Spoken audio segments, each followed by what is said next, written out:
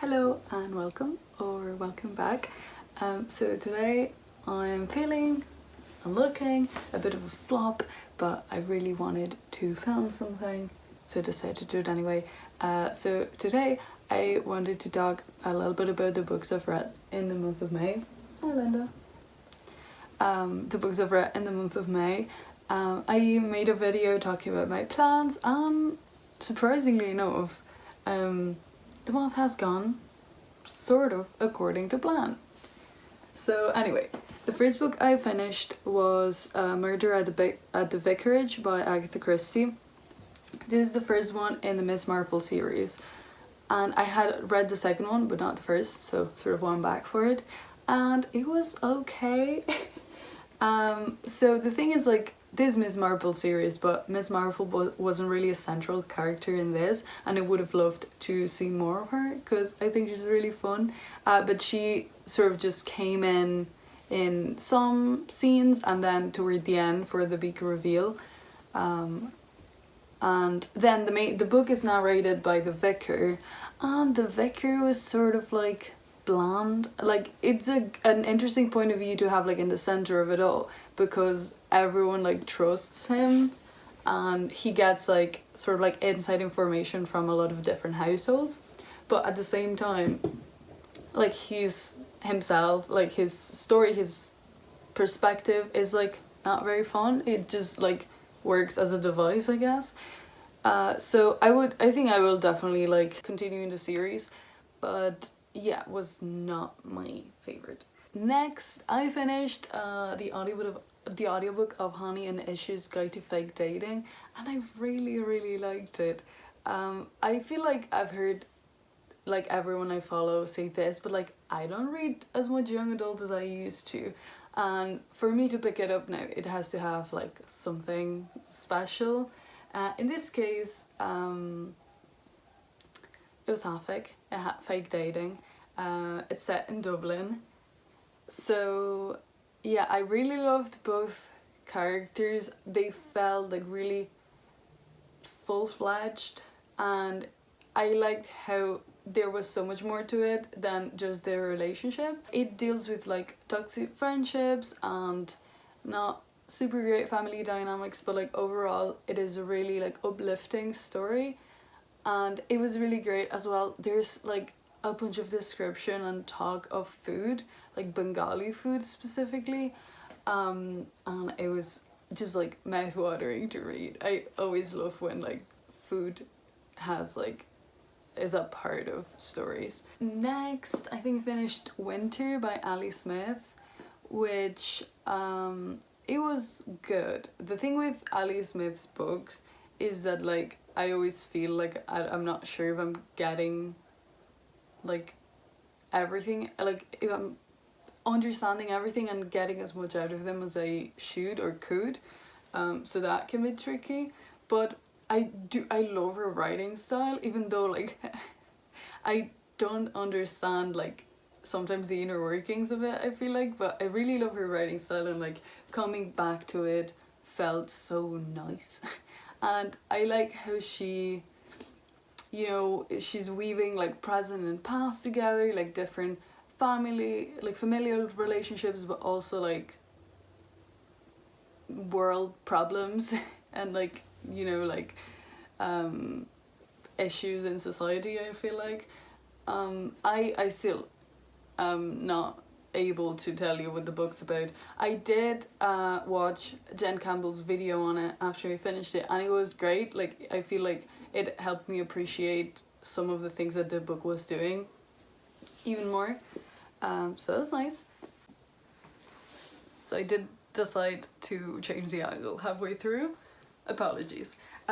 Next book I finished was Luster by Raven Leilani, and unfortunately it was like not for me.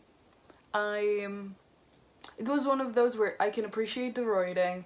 I think I sort of see what the book was trying to do, but it just didn't work for me. It's very much a case of it's me, it's not you, it's me. The first half of the book I was like hooked. I was liking exploration of the main character, but I think I need to stop picking up books that have like a big age gap relationship, because I don't like reading about it. But I know that now. I didn't know that before, so that's good. And I feel like when I heard people pitching it, I heard a lot of times how it's no plot, just vibes. And I thought I would love that, but I think it went like too far for me. I feel like the musings of the main character went on for too long, to the point where like I didn't know what was happening anymore. Well, not much was happening, but like I didn't know what I was supposed to be like paying attention to anymore, and it like made me distracted. It definitely like sparks interesting conversation, and explores this point of view of this young black woman who is sort of like trying to find herself in her art, and it like gets tangled in this web of like really strange relationships. But yeah, just overall not for me, I don't think. Next up, I finished Unicorn by Amro Al-Kadi, which I was also listening reading as an audiobook.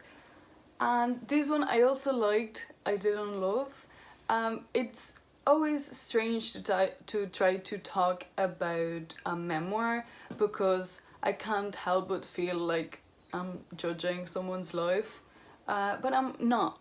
I'm just judging their writing of it, which feels like almost worse. So the thing is, I liked it. It was just that there were some sections and some aspects that I would have liked to be more developed and just like explained further, which is the case with like Amru's relation, like reconnection to their faith, and how their faith gets like integrated back into their person and like who they are. And after like a lot of years of like trauma and things like that. And then in other sections, for example, there's like a long chapter of their time at Eton, where there was a lot, first of all, there was a lot of talk of like drug use, which I wasn't aware of, and it was quite hard to read.